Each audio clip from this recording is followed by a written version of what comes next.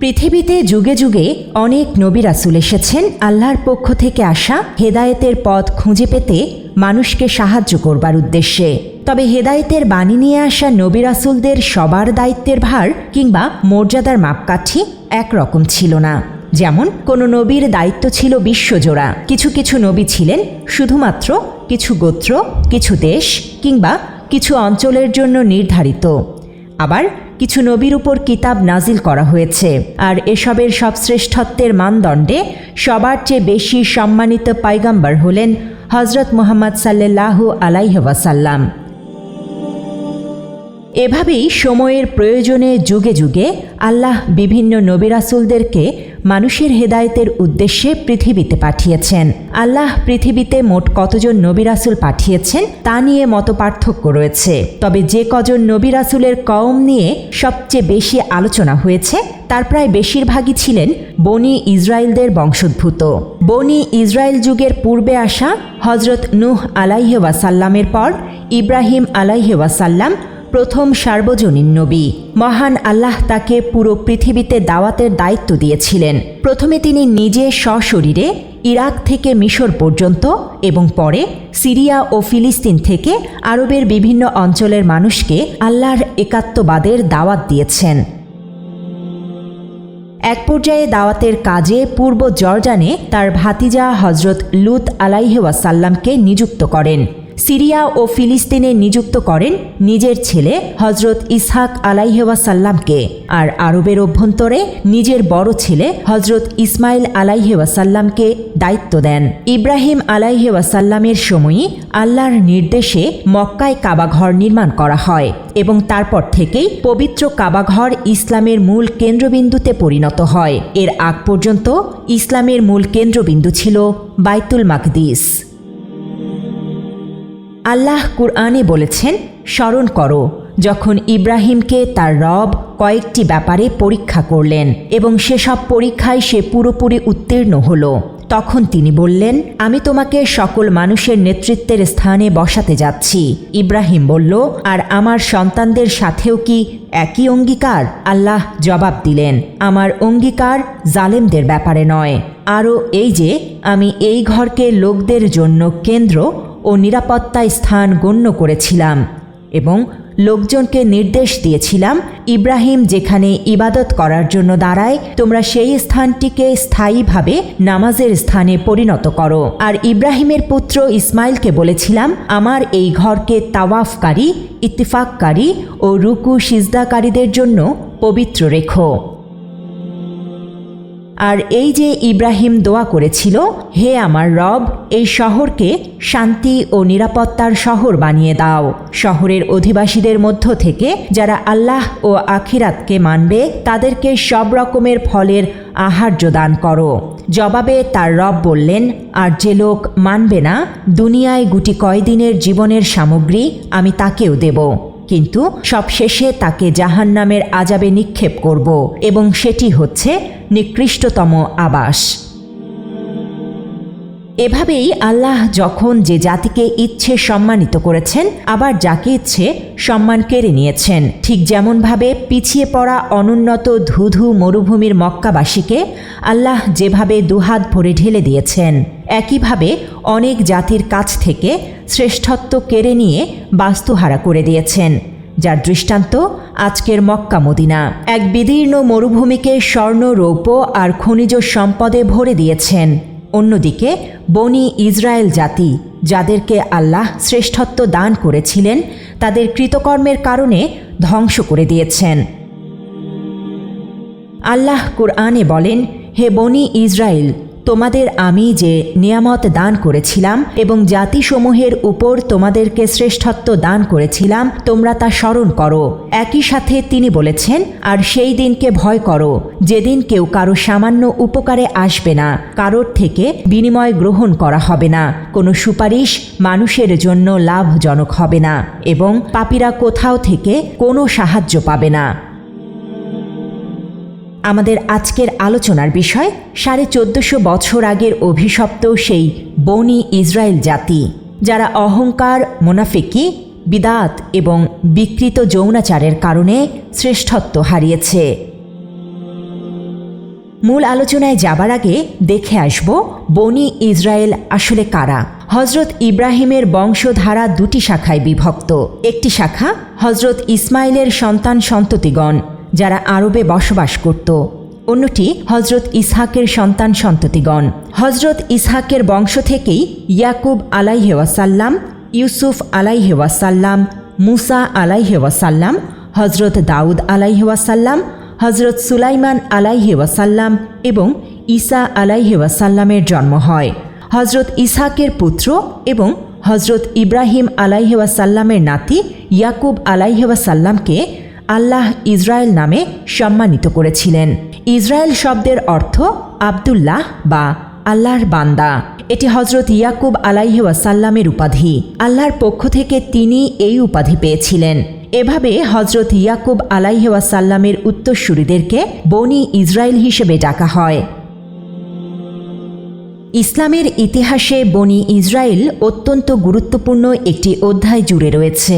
এমনকি এই নামে কোরআনে একটি সূরা নাজিল করেছেন আল্লাহ রাব্বুল আলামিন। হজরত ইয়াকুব থেকে হজরত মুসা পর্যন্ত বনি ইসরায়েলিদের ওপর নাজিল হওয়া বিভিন্ন নবী রাসূলদের প্রতি বনি ইসরায়েলিদের নানা ঘটনা অঘটন কোরআনের বিভিন্ন জায়গায় উল্লেখ করা হয়েছে। মূলত পূর্ববর্তী নবীদের উম্মাতগণের জীবনে যে অধপতন নেমে এসেছিল তা থেকে উম্মতে মুহাম্মাদীকে সাবধান করার উদ্দেশ্যেই বনি ইসরায়েলের আলোচনা করা হয়েছে। কোরআনের এসব নির্দেশনা স্পষ্ট করতে গিয়ে ইসরায়েলকে বাছাই করার একটি বিশেষ কারণ রয়েছে।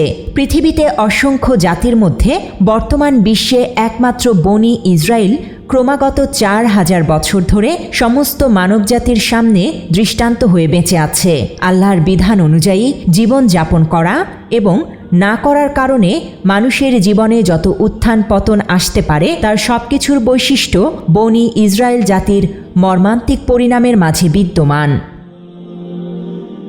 মূলত হজরত ইয়াকুব আলাইহি ওয়াসাল্লাম হতে হজরত মুসা আলাইহি ওয়াসাল্লাম পর্যন্ত নবীদের কওমকে বনি ইসরায়েলি বলা হয়। এ সময়ের মধ্যে আসা প্রতিটি নবী রাসূলদের সাথে চরম নিষ্ঠুরতা দেখিয়েছে বনি ইসরায়েলিদের একটি অংশ, যার মাঝে সবচেয়ে বেশি আলোচনায় এসেছে হজরত মুসা আলাইহি ওয়াসাল্লাম এবং ফেরাউনের সময়কালে ঘটে যাওয়া বিভিন্ন ঐতিহাসিক ঘটনা। মুসা আলাইহি ওয়াসাল্লামের সময় মিশর থেকে মুক্তি লাভ করার পর বনি ইসরায়েলেরা যখন সিনাই উপদ্বীপে পৌঁছালো তখন আল্লাহ মুসা আলাইহি ওয়াসাল্লামকে 40 দিন রাতের জন্য তুর পাহাড়ে ডেকে নেন। ফেরাউনের মৃত্যুর পর রাষ্ট্র পরিচালনায় একটি জীবন বিধানের প্রয়োজনীয়তা দেখা দেয়। আল্লাহর নির্দেশে মুসা বনি ইসরায়েলিদের 70 জন প্রতিনিধিকে নিয়ে তুর পাহাড়ে যান। সেখানে নাজিল হয় কিতাবুল ফুরকান। সেখান থেকে শুরু হয় তাদের নাফরমানি। মুসা আলাইহি ওয়াসাল্লাম নিজেকে আল্লাহর মনোনীত নবী দাবি করবার সাথে সাথেই বনি ইসরায়েলিদের কিছু লোক বলে উঠল, আপনি যে আল্লাহর সাথে কথা বলেছেন তা আমরা কিভাবে বিশ্বাস করব?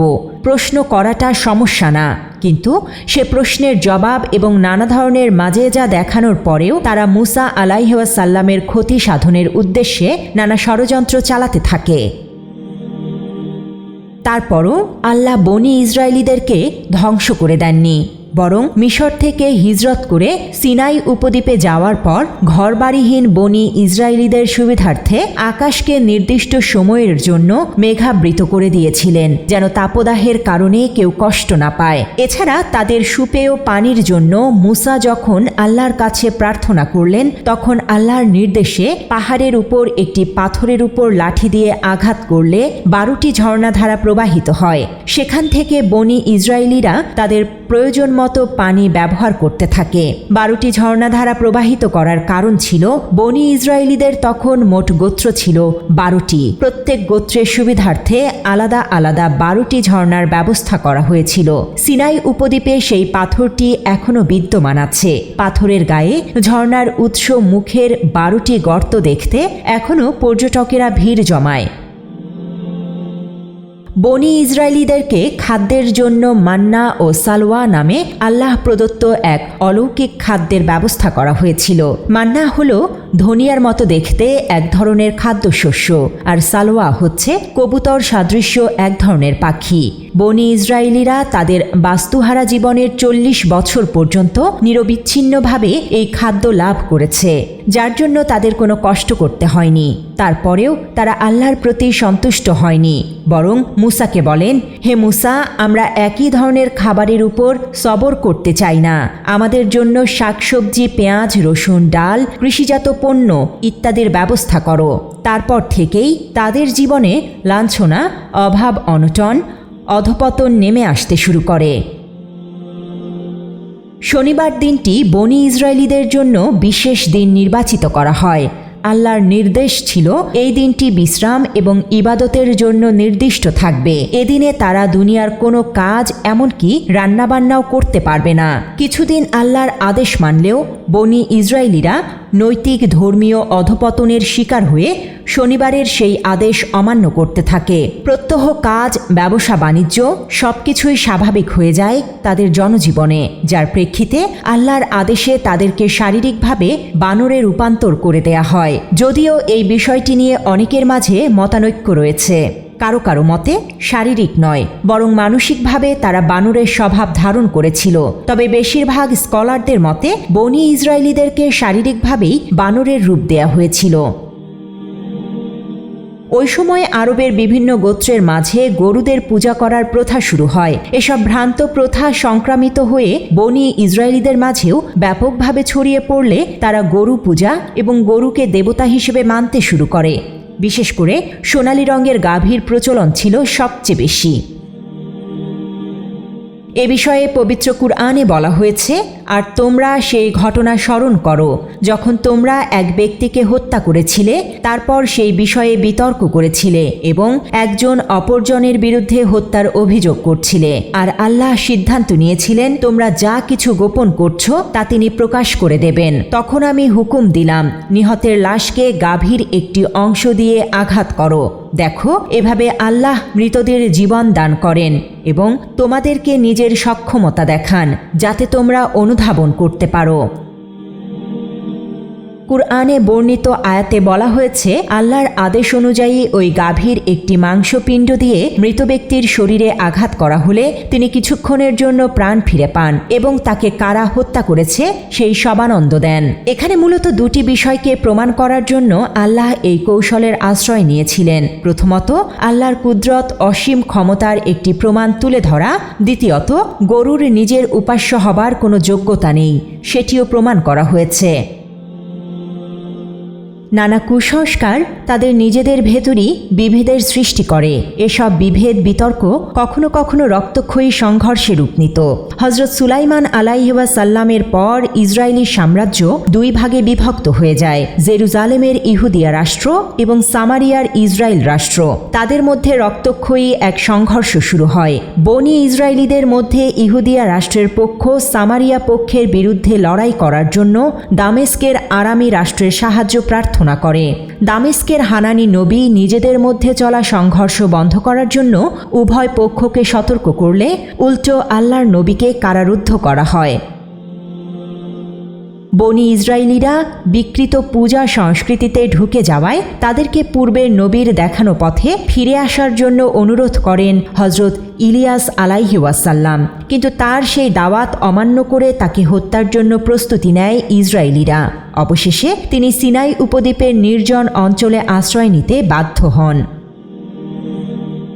মিকাইয়াহ নামে একজন নবীকেও কারারুদ্ধ করেছিল বনি ইসরায়েলের শাসক আখিয়াব। সত্যের বাণী প্রচার করার অপরাধে মিকাইয়াকে খাদ্য, এমনকি খাবার পানির জন্য কষ্ট দিয়েছে বনি ইসরায়েলীরা। বনি ইসরায়েলীরা যখন প্রকাশ্যে মূর্তি পূজা, জেনা, ব্যভিচার শুরু করে, তখন হজরত জাকারিয়া আলাইহিওয়াসাল্লাম এসবের বিরুদ্ধে প্রতিবাদ করেন। বনি ইসরায়েলীদের তৎকালীন রাজা ইউয়াসের নির্দেশে হজরত জাকারিয়া আলাইহিওয়াসাল্লামকে হত্যা করা হয়।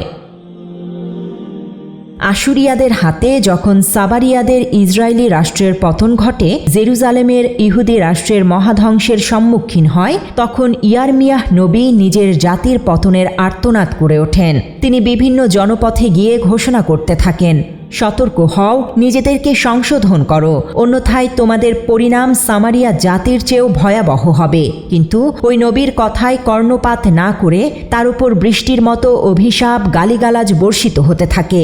এমনকি তাকে মারধর করার পর কারারুদ্ধ করা হয়। ক্ষুধা পিপাসায় শুকিয়ে মেরে ফেলার জন্য রশি দিয়ে বেঁধে তাকে কর্দমাক্ত কুয়ার মধ্যে ঝুলিয়ে রাখা হয়।